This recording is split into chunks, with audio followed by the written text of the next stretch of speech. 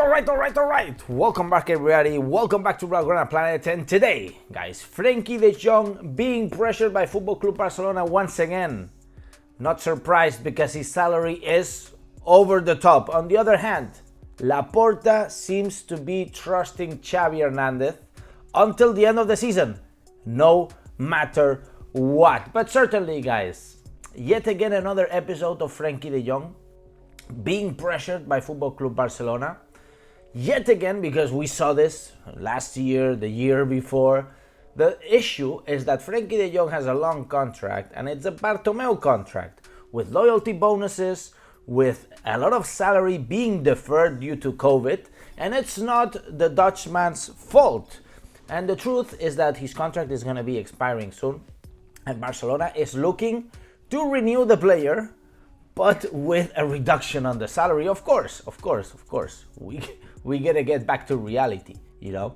The pre-COVID scenario, pre-COVID salaries are no longer viable anywhere, and of course in Barcelona much less. And in fact, Barcelona sent Frenkie de Jong a contract renewal in October, but the player hasn't responded, you know, and he wants to stay at the club despite everything. Of course, he still has a contract, 1 year and a half more of the contract, but not under the condition that the club is offering right now, because of course LAPORTA is very tight, you know, with money, and we need this player to get back into reality, and in fact is also matching with the situation of the actual situation of the player, not giving his best performance really lately. So of course the club is getting somewhat irritated, skeptical about the situation of the Dutchman, and the Dutchman could be asking, not asking, but valuing other offers, other possibilities, other future options.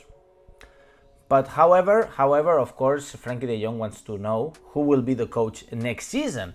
On the other hand, guys, careful, because Paris Saint-Germain, if Mbappe is leaving, after we got the confirmation yesterday, I talked everything about it yesterday on the video. Certainly, Paris Saint-Germain are targeting Frenkie de Jong because they have a lot of money, they can take care of it. They can pay Barca a huge amount. They can also pay Frenkie de Jong another huge amount. And it's going to be a threat. And certainly Mr. Al-Khelaifi, with all his petrodollars and all his Mbappe dollars, he's going to target Barca players because Barca creates the best midfielders in the world. And that's another argument I want to make. By the way, let me know in the comments if you would be willing to sell Frenkie de Jong, because I think it's another soap opera. Frenkie de Jong has loyalty bonuses coming up this next year of 9 million euro added to his salary, which is deferred. So basically the last 2 years Frenkie de Jong has been getting about 40% less of his salary, and this 40% is being added to this next year's because of the deferrals. But you gotta add the loyalty bonuses. Reason why you're getting Frenkie de Jong at 40 million euro per year before tax, which is after tax, which is insane. Before tax. So basically, Barcelona is gonna pay about almost 40 million euro to Frenkie de Jong for one single year. This is gonna be next season, guys. Reason why I am not surprised LAPORTA is trying to do something with the player, putting some pressure on the player. Of course, it will remain to be decided if de Jong, in the case he decides to leave, if he will be playing for PSG, he will be playing for Tottenham in the Premier League, Manchester United, even Chelsea. Could be open to negotiate. Of course, it would be a new soap opera. Not like the Mbappe soap opera, because I believe that Mbappe has been laughing to Real Madrid, literally on Real Madrid's face for 6-7 years. Finally, he's gonna make the move, but after 6-7 years laughing on their face, and making very good moves to get bigger salaries in Paris Saint-Germain. A lot of people are afraid with Madrid getting Mbappe. Guys, I remember the era of the Galacticos, Well, when Barcelona was nowhere to be seen, and Madrid had Figo, had Roberto Carlos, had Beckham, had Ronaldo, they had I don't know how many good players they had. Eventually, you know who came?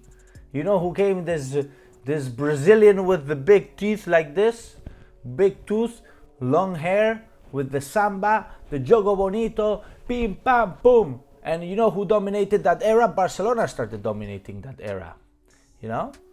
So, guys, you can have all the stars that you want, but if they don't know how to play together, then nothing, it goes nowhere. It goes nowhere. So, and in terms of Frenkie de Jong, guys, if Barca really needs money, we are the biggest factory of midfielders in the history of football. La Masia is the biggest factory of midfielders. We can't stop creating midfielders. Guys, there's a really good midfielder coming up every year. Every year. Look, we have Xavi, now we have Fermin, next year is going to be somebody else, the year after is going to be somebody else. Man, we're selling players like no other. Look at Take Kubo, look at Xavi Simons, look at Ilaix Moriba. We got to get rid of these players, but they're quality players. And in this case, if we're paying a ton of money for Frenkie de Jong, then we might consider selling him, right? Barcelona maintain that in order to continue, Frenkie de Jong has to accept a downward renewal in accordance with the new salary system of the team, the LAPORTA system, which is great. Which is great because it puts, it makes Barca attractive for who we are, not for the money we're paying. Because the money we're paying was the Bartomeu strategy, and look what it got us. Look what it got us. It got us to bankruptcy, near bankruptcy, near having to sell the club to some petrodollar sheikh, you know? So, of course, Barcelona will open the doors to Frenkie de Jong as long as a €100 million plus offer is presented. I believe, and yesterday, not yesterday, the day before, yeah, in fact, yesterday was yesterday. I made a video on my friend's Barca Boy channel, and we talked about it. And he asked me, "What's the minimum you would ask for Frenkie de Jong?" Man, if I'm the one negotiating, 150 million euros, man. What are you talking about? This guy is what, 26 years old, 25, 26. Tremendous player, 150 million. I would start there, and maybe I would take 130.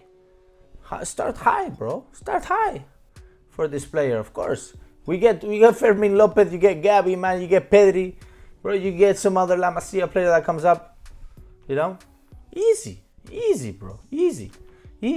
Of course, PSG are looking to get advantage of the situation and try to get Frenkie de Jong to listen to their offers. But it's not only Frenkie de Jong. It's not only PSG. Also, Manchester United, guys, is willing to offer either Mason Greenwood, 22-year-old. He's killing it in Getafe, I must say. I think Mason Greenwood could do well in Barcelona. They're willing to offer Anthony. These are rumors that are coming up from the press. Anthony, I don't like that much. I think there's too much glitter, not real football, not too much glitter. But the Greenwood I like. Jadon Sancho, I don't know, I'm not convinced. And McTominay, these guys can forget it, huh? These guys can forget it. But it's not only PSG. Guys, Frenkie de Jong has a lot of girlfriends. And the truth is that if we can get a lot of money for this player, I think we should consider. Because it gets us out of some of the debt that we have. Of course, we got to figure out the financial fair play, the situation, everything, because we paid some money to him, and all these numbers and all this crap that Tebas, the president of La Liga, has set up, which is a disaster. But anyways, I think that it's positive that we get rid of a player with a lot of debt that we have with this player, with a lot of money and deferred salaries and loyalty bonuses and a Bartomeu disastrous contract that he has. And I'm not gonna blame the player. You can't blame the guy. If I was getting a contract like this, I would be signing it 100 times. Because what you want is, man, bro, you get a contract like this, man.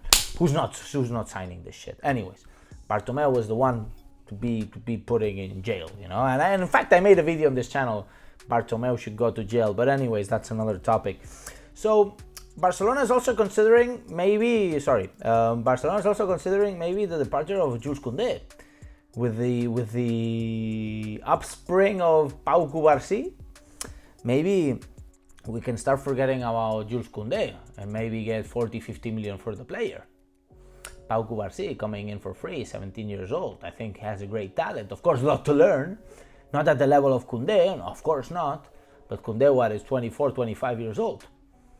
You know, and he could give us 50 million. You consider 120 from FRENKIE, 50 from Koundé, that's already 170. You can eventually be signing Mbappe, but it's not gonna happen. It's not gonna happen. Forget about that. Of course, we gotta cover the depth of the club. Let's say 50% goes into the depth of the club, then you can sign, I don't know, a good winger. For example, you got Pau Cubarsí to cover Koundé. You can get a La Masia midfielder to cover the midfield for Frenkie de Jong. But of course, it's all speculation. I wanted to also talk about a little bit about the situation of Xavi, Laporta, and you know, we're talking about so many names right now. So many names. But you know, like De Servis, like Hansi Flick, like Tuchel, Mitchell, I don't know how many names are coming up already. But the truth is that Laporta has claimed that he trusts Xavi until the end of the season, no matter what. I believe, you know, let's not be so catastrophists. I think that Barca is going to end up in the top 4, possibly even in the second position. Believe me, I think it's important. And I think that we're going to go through against Napoli, man. I think Napoli are in the worse situation than us. They have a worse team. We have better team, despite of course, being in the situation that we are. But Napoli is also in a tight situation. By the way, start dropping your questions so I can answer your questions in a bit, because we're just jumping into the Q&A in just a second. I would also like to talk about the super team that Real Madrid is building, because they're building a super team with Mbappe. But now actually there's rumors that they're going to be selling Rodrigo. I don't know. But this is the super team they're building, right? So you got on top Mbappe, you got Junior, Vinicius, Valverde, Bellingham, but look at the backbone. You got Gil Manzano there in the holding defense. You got González Fuertes there in the right back. You got Soto Grado in the holding in the center back, and Hernández Maeso also in the holding center back, and maybe Davies. So these people, they're building a super team. Real Madrid is building a super team there, huh? Look at this defense, man. Incredible defense, eh? Who would have said? I'm not surprised by these people, not at all. Because, of course, Barcelona is always fighting against everybody and everything, and we know. And everybody knows. The good thing is that everybody knows. It's public, and let's show the comments. It's public that 95% of the referees support Real Madrid, and there is the subconscious in them that makes them whistle towards Real Madrid, favoring Real Madrid. But anyways, guys, let's start the Q&A. Let me see what you guys have to say. I see Johnny Metallica, I see Alex Kostantech, I see Mustanyoko, I see Barry, I see Piotr. Piotr says, Barca need that juicy money, man. Of course, man, that's what I'm talking about, bro. Barry says, we can beat Napoli. I believe we can beat Napoli, man. Come on, we can do it. Alex says, would you give Xavi one more year? I don't know, man. I mean, Xavi is departing, bro. He said himself that he's departing. I think that would give Xavi one more year. Possibly, yes. You know why? Because if I give Xavi one more year, then Pep Guardiola is going to end his contract in Man City, and boy, bro, if Guardiola said he's leaving Man City by the end of his contract, which is the end of next year, bro, what excuse is he going to put, man? Come back to Barcelona, but of course, if Xavi is leaving now, this season we're going to have to hire another coach, and then Guardiola is going to go to another team, and it's going to be complicated. But anyways, and I think that it's been a bad season by Xavi. I think that he can turn it back or not, or I might be wrong, and we might be burning the whole thing. I don't know. Walid says, Alex, if FRENKIE Don't want to leave to lower his salary. We need to sell Frenkie. We can get easily 100 million for him and bring Zubimendi and great attackers like Nico Williams and Leao from Milan. That's a great point, man. I'm telling you, man. That's a great point, bro. You bring Zubimendi, you bring Nico Williams. That's a great combination. With 100 million, I believe that you could do so. You could do so, huh? Shane says, Gil Manzano ain't missing this party, man. Of course not, bro. Gil Manzano, bro, this guy would bleed for Real Madrid, and we've seen it, bro. His uncle, you know, his uncle, and I made many videos about this. His uncle has a Real Madrid official fan club. You know, the Peñas. This is how we call them here in Barcelona.